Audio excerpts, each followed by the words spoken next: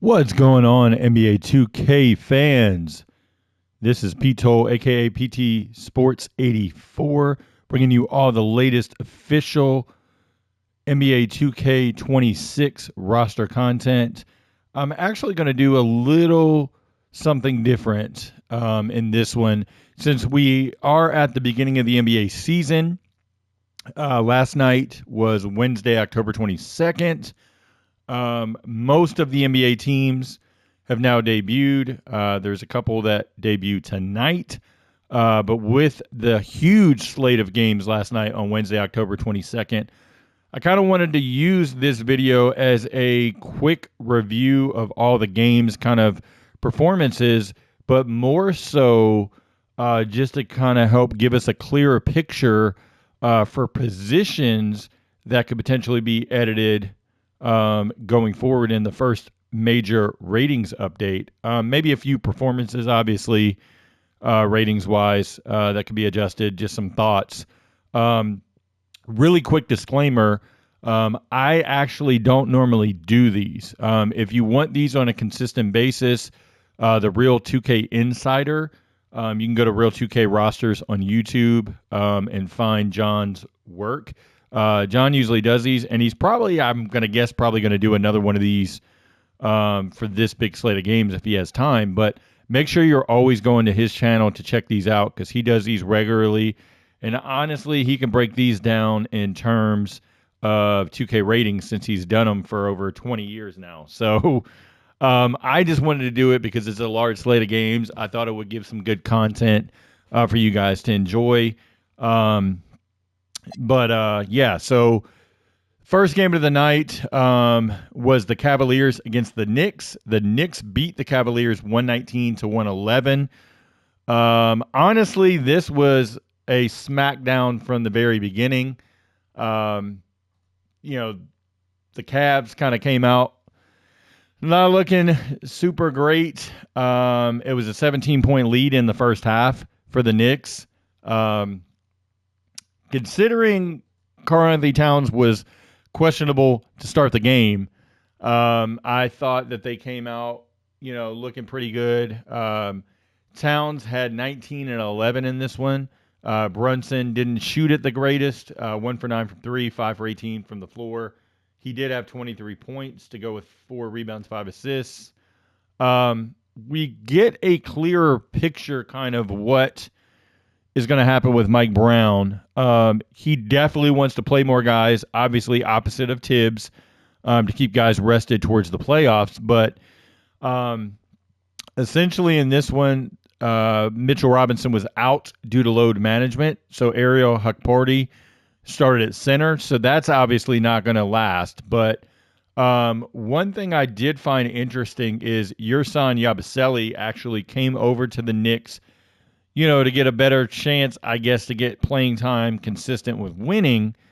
But he only played 12 minutes in this one. So it was just interesting to see that, considering what he thought his role was going to be. And that could obviously change throughout the season. But looking at it as a whole for the Knicks really quick, and I'll jump over the Cavs in a minute. So your obvious starters, Anunoby, Karl-Anthony Towns, Mikal Bridges, and Jalen Brunson. You normally would get Mitchell Robinson in there at center. So then that leaves the actual backups. Yabusele is the backup power forward. They played Trey Jemison a little bit at backup center. That obviously will go to Hukporti. Those minutes once Mitchell Robinson comes back. You got Shamet.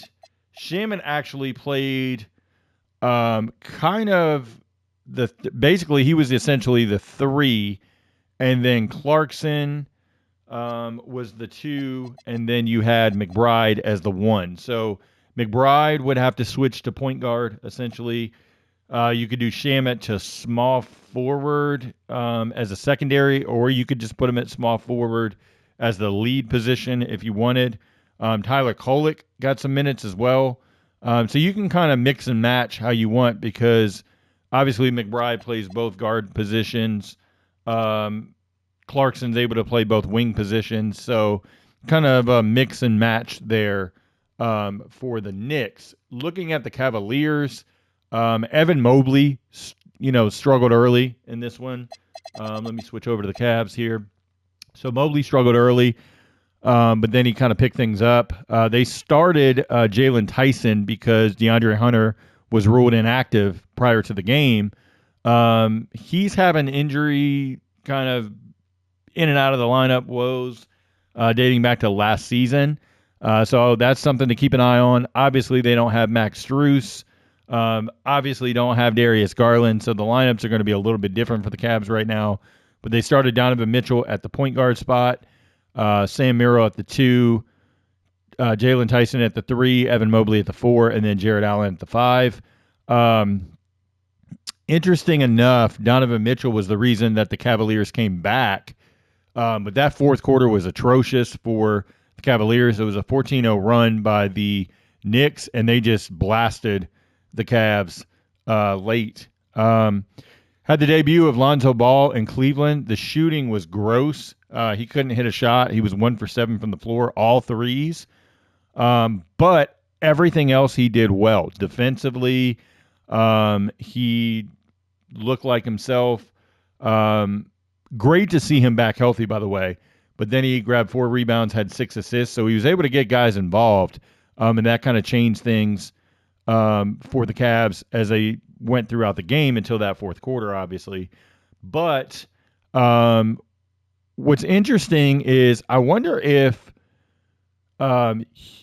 Houston had known, obviously, about Van Fleet earlier, if they wouldn't have went and got a guy like Lonzo, because I think Lonzo would fit perfectly as a point guard in Houston to split time with Reed Shepherd, because then Lonzo could start and have been the defender and the three-point shooter. So then Thompson wouldn't have to be the point guard. But that's Houston. That we'll talk about them later because I'll go backwards to a game just to talk about their lineups. But essentially in this one, because you had everybody kind of mixed and matched in that starting lineup. Lonzo came off the bench. In this one, you had Craig Porter in some small minutes. I know they want to kind of squeeze him into the rotation as much as they can. Larry Nance off the bench, Tyrese Proctor off the bench, and then Dean Wade off the bench. So that essentially is your 5. So Nance at center, Wade at power forward. I guess you could say Proctor kind of splitting between the 2 and the 3, and then Porter and Lonzo as the backcourt. So that's essentially your lineups for Cleveland and New York. Going over to the next game, the Charlotte Hornets. I'll say this. So before I talk about the Hornets, I want to talk about Brooklyn. Michael Porter Jr. is going to have a green light. Man, he takes a lot of shots. Let's say that. He took 15 shots in this one, hit 5 of them. It looked early like, okay, he's getting hot. He's going to start knocking down shots. And then he just started clanking everything. To be honest, Cam Thomas looked disinterested as can be. Ben Saraf, although he did well, getting rebounds, distributing the ball the best he could, the shooting wasn't there in this one for him. The starting lineup was Ben Saraf at point guard, Cam Thomas at the 2, Terrence Mann at the 3, Michael Porter Jr. at the 4, and then Nick Claxton at the 5. Claxton took some gross shots to start out the game. There was one where he just tried to bully his way in and got blocked. Kalkbrenner just swatted it, and obviously that's what Kalkbrenner does. But Zaire Williams didn't look great off the bench. There was one play where he got hit into the chest. I can't remember who it was. I want to say it might have been Colin Sexton that ran into him and knocked him down, and he had pain in his sternum. That was, it was what it was. Noah Clowney didn't shoot it well, 1 for 6 from the floor. The positives for the Nets, and I think they're going to have to go to Igor Damon to start. I think he looked a lot better. He had 14 points, 5 rebounds, 2 assists, but I think that just overall the flow looked better with him in. And I think Saraf would be better as the backup point guard. We'll see what happens with that. Backup two guard was Tyrese Martin. He looked okay. But essentially, the rotation, you would have to move Michael Porter Jr. to power forward in the official roster. And then your bench lineup is Day'Ron Sharpe, who looked great in this one from an offensive standpoint. Defensively, still a ways to go. But Day'Ron Sharpe is the backup center. Noah Clowney is the backup 4. Then your backup small forward is Jalen Wilson. And he looked okay in this one.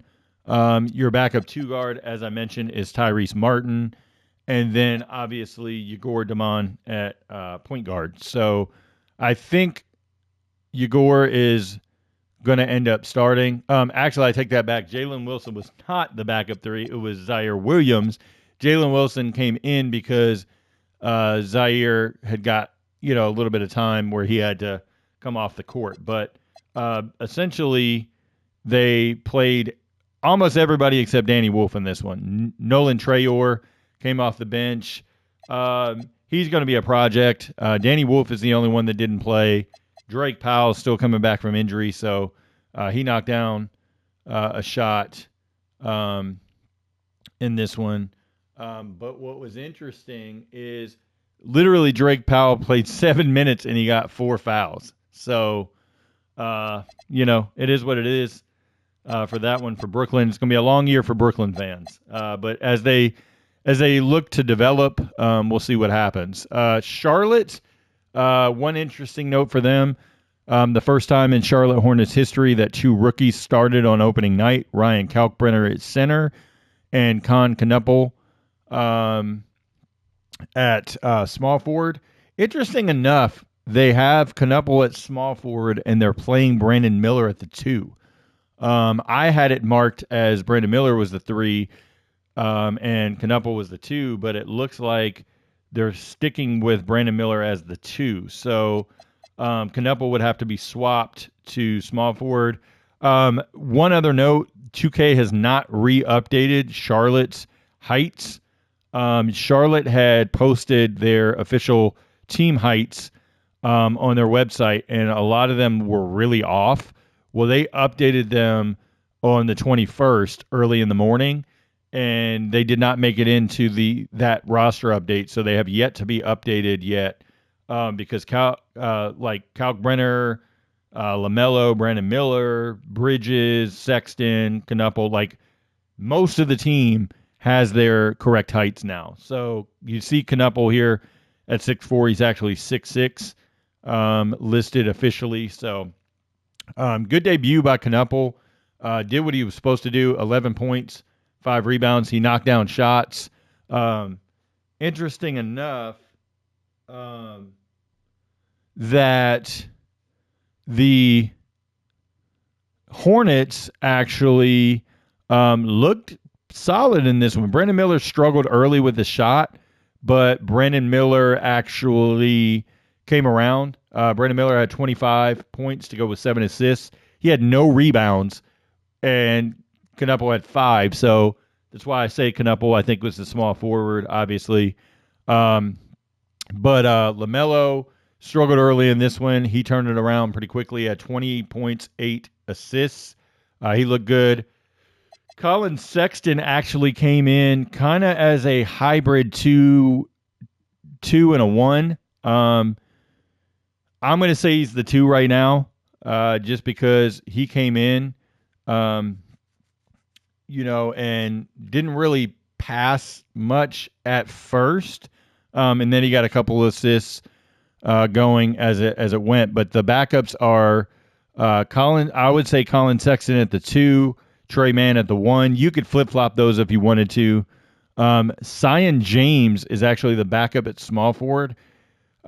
He looked good defensively.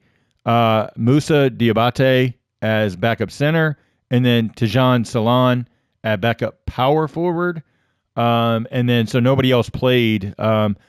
You saw the reports where Mason Plumlee was saying, look, I didn't come here to sit on the bench and things like that. Right now it looks like you're going to be the backup to the backup for now. But positions-wise, for any future updates, obviously Canupa would have to go to small forward. That would be one. You could kind of leave if you wanted to. You could leave Sexton as the 2, Man as the 1. I wouldn't be mad at that if they did that. Sion James has to switch to small forward. You're obviously going to get a boost for Kalkbrenner at center. Basically, Kalkbrenner and Plumlee would swap overalls, I would assume. But solid game for the Hornets. It was against the Nets, so it is what it is. Next up, we have the Orlando Magic. And the Hornets beat the Nets 136-117. I forgot to mention that. That's important, obviously. Next up, we have the Magic and the Heat. The Magic pulled this one out against the Miami Heat. So early struggles for Paolo Banchero getting going, but then when he got going, it was a good performance. The Magic, I am high on this Magic team because they got Desmond Bane. I think that's exactly what they needed. The Magic got 24 points out of Franz Wagner to go with 4 rebounds, 6 assists. 24 points, 11 rebounds out of Paolo Banchero. Desmond Bane poured in 23. He had a nice early step back 3 that just was nothing but net. I love Desmond Bane. He's one of my favorite players, so I love that Orlando was able to get him. And then Jalen Suggs, who many thought might be out early for the season, ended up playing in this one. 6 of 7 from the floor, 14 points. He even hit 2 threes. Tyus Jones didn't shoot it well, but he helped steady the offense and get guys the ball early on. Anthony Black played the backup 2. So you would have to essentially look at Anthony Black flipping to the 2-guard spot in the official roster.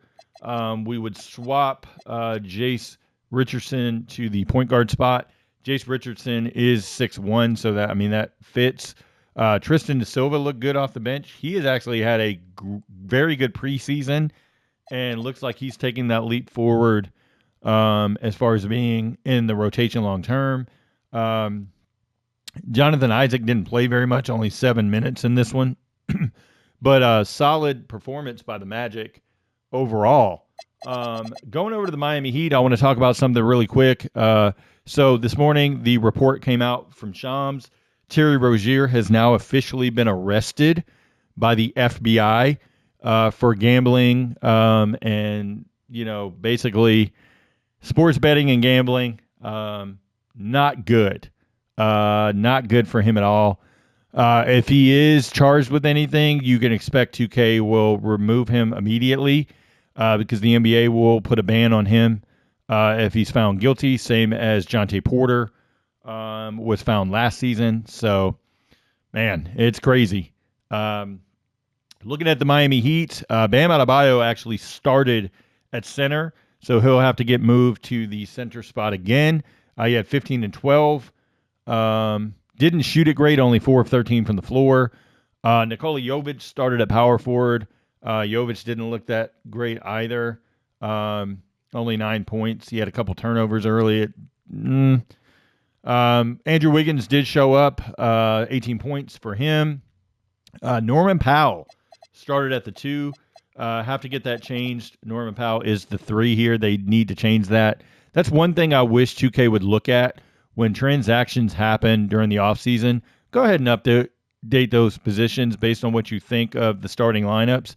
There's no way that you should have released the game and had Powell and Wiggins both at small forward, knowing there's no 2-guard on the roster here. That's just attention to detail. But Davion Mitchell played good in his debut. He had 16 points, 12 assists. I really like him technically as a starter, honestly. But it's hard to fit him on this team because you got Powell, and then when Tyler Hero comes back from injury, you can't really do that. But I like his energy, and obviously he's named off night for a reason. But essentially the backups were Jaime Jaquez and Simone Fontecchio. At the forward spots, Khalil Ware at center. Khalil even knocked down a three, 7 points, 4 rebounds for him in 13, almost 14 minutes. Drew Smith is the backup point guard. Yakashonis was out with a groin injury, so we'll see how that plays out, if Yakashonis will get the backup point guard spot when he returns or not. Very limited, very, very limited time for Pell Larson in this one. I believe, if I remember correctly, Pell Larson also is kind of slowly coming back from an injury as well. So now that we likely won't have Terry Rozier moving forward, they got to figure out the guard spot, especially as a backup. Two, I think they could use another one. And obviously, if they lose Rozier and he's banned from the NBA, I assume that his contract would come off the books, and so they'd have maybe money to go get someone else. But next up, we have the Toronto Raptors and the Atlanta Hawks. The Magic ended up winning 125-121 over the Heat. I got to remember to do the scores first. But the Raptors beat the Atlanta Hawks in this one, 138-118. It was obviously the debut of Brandon Ingram because he missed 56 games last year, with an injury to his ankle. This was the first game he's played in Toronto. The Raptors basically took the second half early run in the third quarter to kind of put this one, put distance between them and the Hawks. Brandon Ingram in his debut had 16 points, 9 rebounds, 3 assists, 7 of 16 from the floor. Scotty Barnes, I was wondering about the spacing, how that would look. He had 22, 6, and 9. Looked really good. Jakob Poeltl ended up 7 of 8 from the floor to go with 14 points, 6 rebounds. But the surprise in this one, RJ Barrett, 9 of 12 from the floor, 2 for 4 from 3, 8 rebounds, 5 assists, 25 points in this one. Barrett will have to get moved to the shooting guard position in 2K. Rounding out the starting 5 was Emmanuel Quickley, 0 for 7 from 3, 5 of 12 from the floor, 8 assists to go with 4 rebounds and 13 points. Solid enough. I think if they ever get a kind of a pass-first point guard, I like Jamal Shed, honestly, but I think he's a little too small to be a starter. I think Quickley would end up being a great 6-man off the bench for them. But essentially, the lineups and Jacoby Walter was out in this one with injury, but the backups in this one were Ochai Agbaji coming in at essentially small forward. Grady Dick was essentially the small forward. Sandro Mamakhalashvili was center. Shed was point guard, and then Jonathan Mogbo also played in this one. You could essentially say he's power forward / center because Poeltl only played 22 minutes. So say what you want. And then Jamison Battle got about 9 minutes in this one as well as a backup wing. So you can kind of say Agbaji could technically be moved to power forward, Grady Dick to small forward, because once Jacoby Walter plays, he'll probably get those minutes over Jamison Battle. And then Mogbo and Mamakhalashvili will kind of vie for that backup center spot, I think. Essentially, that's just what I think of kind of the lineups. But you could essentially move Dick to small forward, like I said. Mogbo, you could move him to center, and that would be fine, I guess. He is undersized as a backup center with everything, so it is what it is. The Atlanta Hawks, the debut of Kristaps Porzingis, he ended up having 20 points, 7 rebounds. Started off a little slow, but then he kind of picked things up as they went. Dyson Daniels just got his extension. He didn't really shoot the ball in this one. 4 points. He got into foul trouble early, 2 quick fouls. That kind of took him out of the game completely. Trae Young struggled shooting in this one, 1 for 7 from 3. I did get to the line 13 times, though, 11 of 13 from the free throw line, 22 points, 5 assists. What caught my eye in this one was 22, 7, and 8 for Jalen Johnson. I love Jalen Johnson's game. Zachary Richichet ended up expanding on his good late season, preseason run. He had 16 points as the starter in 21 minutes. Nickeil Alexander-Walker's debut, 2 for 15 from the floor. Gross. Really struggled in this one. Nickeil essentially came in as a backup 2, played a little bit of point guard as well in small minutes because Keaton Wallace actually got chipped teeth in this one. He basically got knocked backwards and then his face hit the floor and chipped his teeth. So Luke Kennard played the 2 and the 3. I would switch Kennard to the backup 3. Leave Nickeil at the 2 and then let Keaton Wallace be the backup point guard.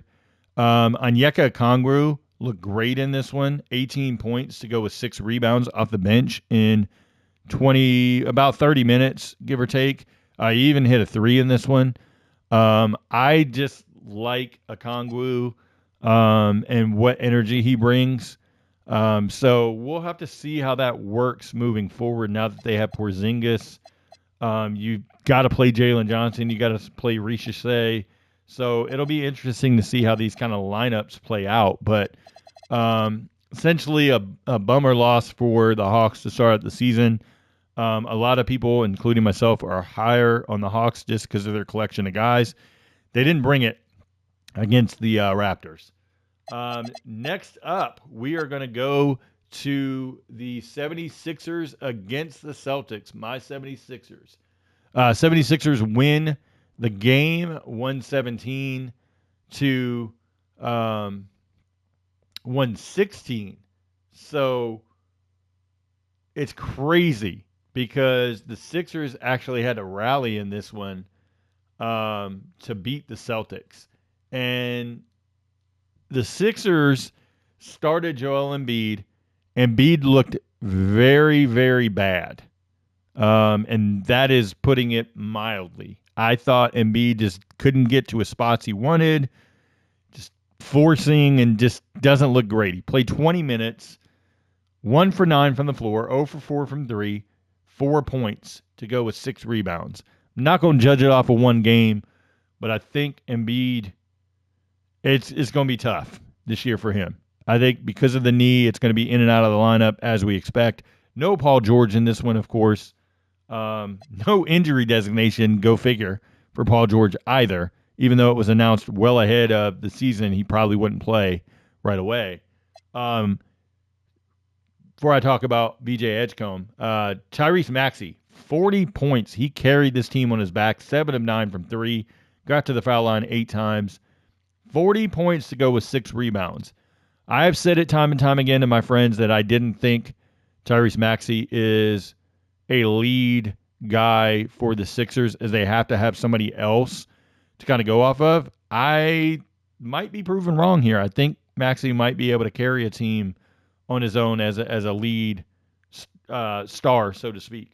We'll see how that goes forward. VJ Edgecombe, man, very good debut by him. Shot it 13 times. Half of his shot attempts were threes. 5 of 13 from 3, 13 of 26 overall. 34 points to go with 7 rebounds, 3 assists. Very good pick because Edgecombe gets to the basket. He can shoot it from the outside, and then he defends. It's everything you want in a 76er. That's just the style that Nick Nurse prefers. And I love it, honestly. Edgecombe had the most points as a 76er in a debut since Wilt Chamberlain. And so I found that interesting there. A lot of people knocked the pick of Edgecombe. I like the pick of Edgecombe personally because I thought he does everything different. A lot of people wanted Ace Bailey, but I thought he's a clone of Paul George, who they already had. Kelly Oubre and Dominic Barlow rounded out the starting lineup. Barlow did okay, 13 points, 8 rebounds, 5 assists. Kelly Oubre didn't really do much, 10 points on 2 of 6 shooting. But the backups, They essentially played 9 guys in this one. I don't count Justin Edwards 6 seconds in this game for anything, but their backups, obviously, and Drummond played like 2 minutes. So really it was 8 guys essentially in this one. Adem Bona came in for Embiid. Quentin Grimes played both wing spots, shooting guard and small forward. Obviously no Jared McCain either, so that kind of limits the rotation. And then Jabari Walker swapped in for Dominic Barlow. So say what you will as far as positions. I think Paul George needs to go to power forward. You can make a case if you want to move Grimes to small forward to back up Oubre, because essentially you could do that. Trendon Watford was out of this one as well, so that didn't help. We'll see how it goes going forward with the rotations. Boston Celtics. Many people have Sam Hauser as the power forward. I've seen in a lot of custom rosters and even people saying, oh, Hauser starting, this and that. Hauser's a small forward. It's actually Jaylen Brown starting at the power forward. So what I would do is Jaylen Brown and Tatum swap positions since Tatum's out for the year. Just go ahead and swap them for now, and then that would be okay with the positions. But they started Jaylen Brown at the 4, Hauser at the 3, Neemias Queta at center, Peyton Pritchard and Derek White in the backcourt. Essentially, Peyton Pritchard kind of played more off the ball than Derek White did on the ball, but I wouldn't advise kind of switching the positions right now. I just don't think that, you could if you wanted to, I guess. But Jaylen Brown had 25 points, 6 rebounds, 4 assists. He was a game-time decision with the hamstring, but he looked pretty solid, like he normally does. Keita had 17 points, 8 rebounds, 7 of 8 from the floor. He's just going to catch junks and things like that and putbacks, things like that. Hauser, 2 of 6 from 3, 8 points. Okay. Peyton Pritchard, 6 of 14, 1 for 7 from 3, 16 points. Then Derek White, 4 of 13 from 3, 7 of 20 from the floor, 25 points, 3 rebounds, 4 assists. 6-man was Anthony Simons with 13 off the bench. So essentially your bench lineup was Chris Boucher, who's going to have to move to power forward because Xavier Tillman would be the center. And then Josh Minot needs to shift to small forward, actually. And then you could move Jordan Walsh to power forward. Tillman needs, obviously, to go to center. So basically, Tillman and Boucher swap. Walsh and Minot swaps. And then Simons you could leave as a point guard, I guess, if you wanted. That, it doesn't hurt anything leaving him as the point guard because he kind of played both backup guard positions. But the Celtics fall in this one. I was happy to see my Sixers get a Game 1 win. So there's that. Moving over to the Detroit Pistons and the Chicago Bulls. This is interesting because the Chicago Bulls, they're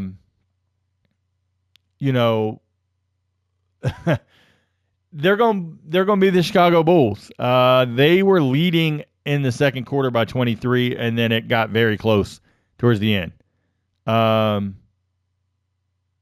Basically Kate Cunningham tried to bring Detroit back in the end, but the Bulls win 115-111 over the Detroit Pistons. This was a throwback game for Nikola Vucevic, 28 points, 14 rebounds.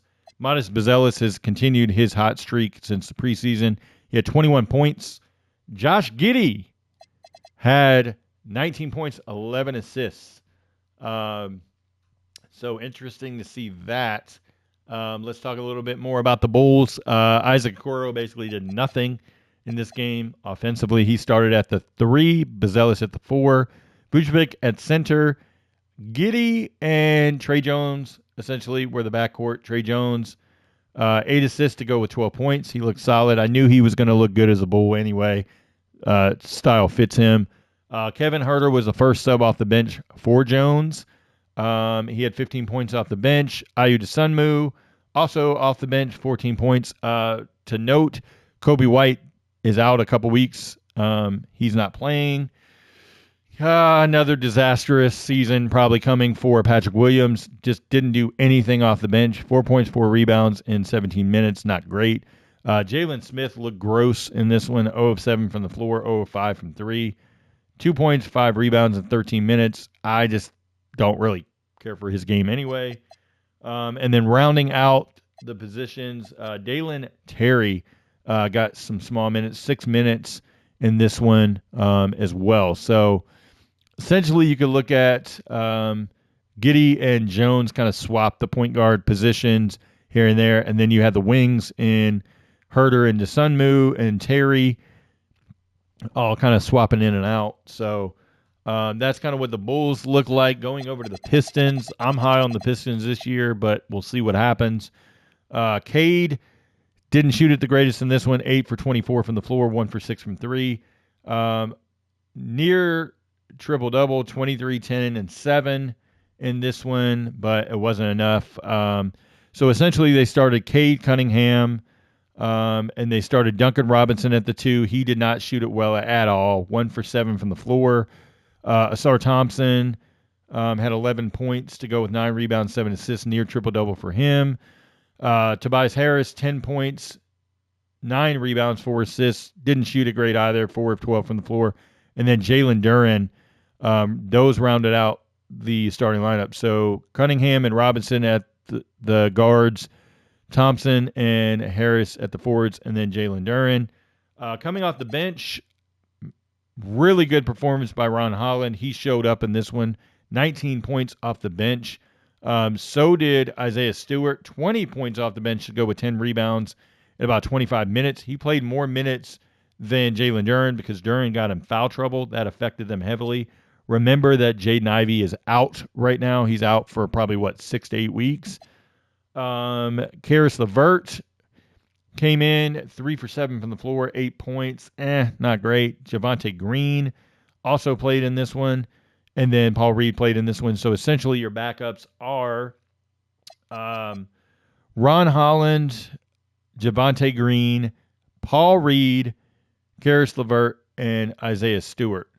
So essentially, because Paul Reed only played 3 minutes of garbage time, or not garbage time, but just not much, just to kind of fill in, give a breather for Stewart, it's essentially a 9-man rotation right now. So Stewart, essentially, the backup center. Holland can alternate between power forward and small forward. Same with Javonte Green. And then LeVert kind of swaps between the wings and could play a little bit of lead guard as well. Marcus Sasser was also out in this one, so that kind of contributed to the different lineups as well. Next up, we have the New Orleans Pelicans losing 128 to 122 to the Memphis Grizzlies. Interesting enough, a lot of people are low on the Pelicans this year. I'll be interested to see what happens with Willie Green and just kind of if he's the coach all year or not. For the Pelicans, I'll start with them first. Zion led them with 27, 9, and 5 steals to go with 5 assists. He looked great. Herb Jones, Jordan Poole, and Jeremiah Fears all had 17 each.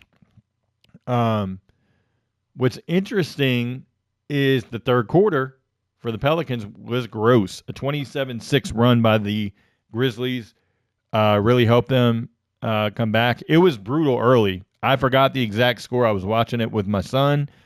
We were watching the Pelicans game. It was a brutal, looked like it was going to be a blowout early because Memphis fell behind really heavily. But Trey Murphy had 13 points, 7 rebounds, 3 assists. So the starters were Zion at power forward, Herb Jones at small forward, Trey Murphy at the 2, and then Jordan Poole at the 1. Jordan Poole barely had any assists. He kind of left that up to Zion to get most of the assists. What I found interesting is, so Yves Missi is starting at center. Kevon Looney is out for a while. Obviously, DeJounte Murray is out for probably a good portion of the season. But the backups were Sadiq Bey playing almost 30 minutes a game. He had 13 points off the bench to go with 6 rebounds. He essentially swapped in at small forward. And then Hunter Dickinson got very minimal minutes as the backup center. Jordan Hawkins was the backup 2. Jeremiah Fears backup 1. He was 7 of 10 from the floor. I think his three-point shot needs to come around a little more, but we'll see. And then Derek Queen was the backup 4. I had forgotten that he actually had come off his injury designation early and was practicing. So good to see him get into the game. He had 3 points to go with 5 rebounds. I'm not that high on him, honestly. But that's your backup rotation. Makovic is out with an injury, so the Pelicans already getting hit with injury woes to start the season. But so you'll have to look at position changes in this one. Murphy has to switch to the 2. You can't have both him and Jones at the 3 there. Poole goes to point guard. Obviously, Alvarado didn't play in this one, which was surprising. So I don't know what they're going to do. Alvarado could be a good veteran option for someone else if that's the route they're going to go with playing Fears a bunch. I thought Alvarado was going to play over Fears, but it is what it is. Bay's the backup small forward. So everything else is okay. Just basically Poole needing to swap to point guard and then Murphy to the 2 guard. So going over to the Memphis Grizzlies, they are obviously hit with a bunch of injury woes to start the season. Obviously, you can see the amount of injuries here. Scottie Pippen Jr. out for a while. Edie, Clark, and Jerome all out. It was questioned whether Ja was going to play in this one or not. Ja did play, and Ja looked like he didn't miss a beat scoring. 35 points of 13 for 20 from the floor. He looked really good for them. Kentavious Caldwell-Pope's debut, 15 points. He started at the 2. Jalen Wells at the 3. Jalen Wells, 14 points, 4 of 8 from the floor. All threes for him. Jaren Jackson Jr., for those that don't know, switched his jersey number to 8. He had 18 points to go with 8 rebounds. Missed all 4 of his threes, though. And then Jock Landale actually started at center, and he looked okay. 10 points, 4 rebounds. Didn't really shoot it great from the floor, but the backup rotation, I really liked Cedric Coward. He came in, gave a lot of energy. The spark on defense was phenomenal. When he was in, he was making defensive plays. He was able to score the ball, 5 for 5 from the floor. All 2s for him. Didn't attempt a 3. Javon Small came in as the backup point guard. Santi Aldama played the backup center. And Olivier Maxine Prosper actually came in as the backup 4. Cam Spencer came in as the backup 2. Obviously, Coward playing the backup 3. And then John Conchar got some minutes as well as backup wing also. So the highlight for me was Ja, and then I like Cedric Coward as well off the bench. Let's jump over to another game. So I'm going to start with the Milwaukee Bucks as the Bucks ended up winning 133-120 over the Washington Wizards. Interesting enough, so Kevin Porter Jr. started this game, and he ended up tripping over Bobby Portis early in the first quarter. He had 10 points in the first quarter. He was on fire until that injury.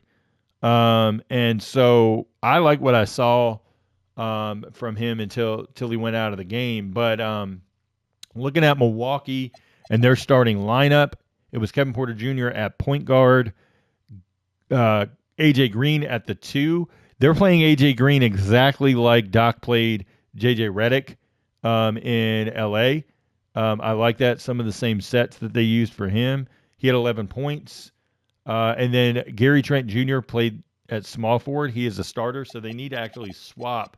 2K does the positions of AJ Green and Gary Trent. So swap those positions.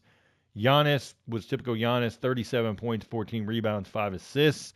Miles Turner looked like he was hot early, hit some couple threes, and then he cooled off. 11 points, 8 rebounds, 5 assists for him.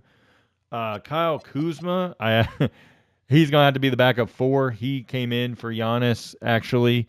Bobby Portis was backup center. He didn't do much in this one, looked ineffective.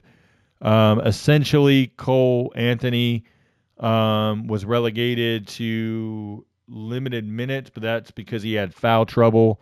He's essentially the backup point guard, with Ryan Rollins being the backup 2, but Rollins played more minutes because of the foul trouble to Cole Anthony. Taurean Prince is the backup 3, so they'll have to switch that position as well. And Amir Coffey got some minutes. He's a guy that Doc Rivers trusts. And then garbage time minutes was Thanasis, Andre Jackson, Gary Harris, who is healthy, Jericho Sims as well, and then Amir Coffey. So that is your Milwaukee Bucks. Going over to the Washington Wizards, they actually looked okay in this one. I think they held their own. Starting lineup, obviously, it was the return of Chris Middleton. I like to say that Chris Middleton's the power forward. You guys can blast me if you want, saying that Keyshawn George is the power forward, but I think effectively Chris Middleton is the power forward. 9 for 14, 23 points in this one for him. Speaking of Keyshawn, 7 of 15 from the floor for 21 points, 9 rebounds, 4 assists in this one. Alex Sarr, 10 points for him, 50% from the floor. Didn't attempt a 3, 10 points, 11 rebounds, 3 assists. And then your backcourt is essentially Bub Carrington as the 2 guard, and then McCollum as the point, because actually Carrington swapped out early, and then Trey Johnson came in. Trey Johnson effectively came in, I think, as the 3, and then later Corey Kispert came in. So I don't really know. I'll have to see more games of the Wizards to see if we should swap Trey Johnson to the 3. Or just leave it alone. I do suggest swapping George and Middleton because Koulibaly would essentially be the small forward. So he definitely has to switch positions. Cam Whitmore is not the 2. Cam Whitmore came in as essentially the backup wing, power forward, mostly, but a little bit of small forward. You got 14 points from him off the bench. And then Trey Johnson in his debut had 16 points, so he looked good. I really like Trey Johnson. I think he's very effective. I almost put him as my rookie of the year, but I don't think that he's going to do enough if he's coming off the bench to warrant over some other guys. But it is what it is. Nobody else really played other than garbage minutes. You had Marvin Bagley, obviously, but he's the backup center. Justin Champagnie played about 6 minutes. Will Riley got in. He hit a jumper. And then it was garbage time for everybody else. It was Sharif Cooper with A.J. Johnson, Will Riley at small forward, Anthony Gill at power forward, and then Tristan Vucevic at center. So that was your kind of garbage time lineup, so to speak. So I would leave everybody alone there. I would say probably Branham is a point guard, essentially, because A.J. Johnson, they like off the ball more so. So Whitmore to power forward. You could make a case for Trey Johnson to small forward. If you want to say Kispert is the 2, you could leave those alone as well. Koulibaly to the small forward, and then swap Middleton and George positions. You could even say McCollum and Carrington, but I'm going to leave those alone in my personal roster. So, with that, next game. This was a surprise to me. Definitely did not see this one coming. The Utah Jazz put the smackdown on the LA Clippers. The Jazz had 43 points in the first quarter. 43 points in the first quarter. they're going to regret not signing Walker Kessler to an extension. Kessler had 22 points to go with 9 rebounds, 4 assists. The starters in this one were Walker Kessler at center, Filipowski at power forward, Lauri Markkanen at small forward. Shvi Mikhailuk started at the 2, and then Keontae George at the 1.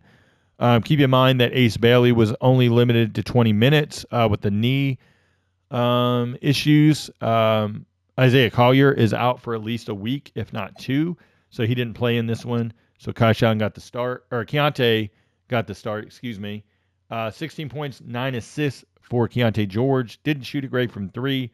Shvi tossed in 9 points in 25 minutes. Lauri Markkanen had 20 points, 6 rebounds, 5 assists. Bryce Sensabaugh is essentially the backup 3. Ace Bailey, the backup 2. Ace Bailey struggled shooting in this one, 1 for 5 from the floor. Taylor Hendricks is the backup 4 here. Great to see him back from the horrific injury he had last season. 13.6 rebounds in 18 minutes.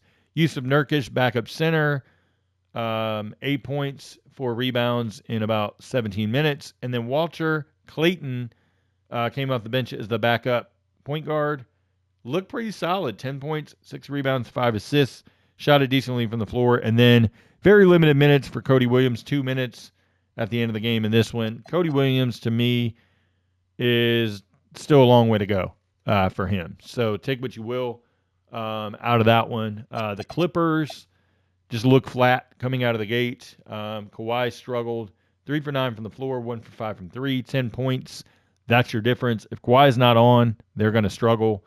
Bradley Beal started, didn't do hardly anything because he got in foul trouble. Quick fouls early. 5 points for him total in the game. Ivica Zubac looks great. 19.7 rebounds. Derek Jones, 12 points, but he was in foul trouble as well. James Harden, 15 points, 11 assists. Normal James Harden in this one. John Collins is coming off the bench, so it's Kawhi at small forward, Derek Jones at power forward, and then Zubac in there as well. We got an update for the menu, as you can see there. I'm going to back out in just a second. John Collins coming off the bench, 14 points for him. Brook Lopez, 15 points off the bench. Chris Paul in his return to the LA Clippers, 1 for 5 from the floor, 4 points, 4 assists in about 15 minutes. Nick Batum came off the bench as well. He is the backup 3, actually. So some changes you'll have to make here. Kawhi switches to small forward, and then Batum to small forward as well. Bogdanovich did not play in this one, just to note really quickly. And then Chris Dunn came off the bench as well, there for defensive purposes more than anything else. And then Ty Lue played some guys garbage minutes towards the end. I'm going to back out really quick out of this menu so that way we can see any changes. Hopefully they added those Hornets changes to the roster this morning, so we'll see what we get here. So let me check the Hornets really quickly. Yes, so they did add the height changes to the Hornets. So good. So we see those height changes in there now, so can definitely adjust as needed for that. So there's that for the Clippers game. It was interesting. So, yeah, 129-108 Utah Jazz. Getting out to that early start really was effective for the Jazz team, who shocked everybody with that win, because I had the Jazz as like not winning hardly anything this year. I could be completely wrong. So, man, game of the night that everybody was looking forward to, the Spurs versus the Dallas Mavericks. Obviously, Victor Wembanyama versus Cooper Flagg. That was a highlight of it. Flagg is the second youngest player to start in his debut. Just missed that window. LeBron James was the youngest. We'll get to the Jazz in just a minute. Victor Wembanyama. 40 points and 15 rebounds. It was close early because Dallas actually had the lead in this one, but it is what it is. We're gonna go really quickly because I'm running out of time. It only gives me about 60 minutes to record these. But Victor had 40 points to go with 15 rebounds. Man, he looked great. 3 blocks, 22 points by Stephon Castle. Started next to Vassell.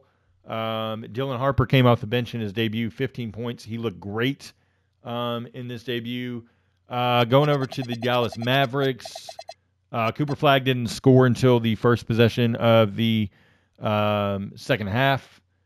He struggled, started at point guard, 4 for 13 from the floor. No assists to go with 10 points. They're going to have to figure it out. I like Ryan Nembhard. He came off the bench, 8 points, but he got guys involved with 5 assists. D'Angelo Russell essentially played the backup 2.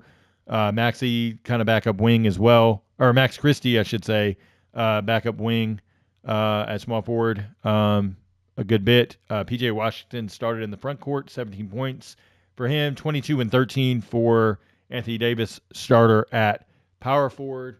The Spurs won this game 125-92. Last 2 games, going to dive through this really quickly. The Suns overcame a 20-point deficit to take out the Sacramento Kings. 31 points from Devin Booker. Dylan Brooks added 22 points. The Kings had trouble because obviously no Domantas Sabonis.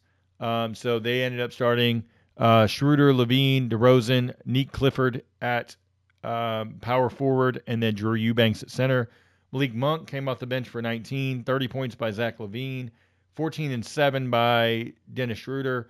Russell Westbrook, backup 1. Keon Ellis essentially came in as a backup 3 off the bench, 9 points for him. Like I said, the Suns had some injuries, no Jalen Green. Mark Williams came off the bench.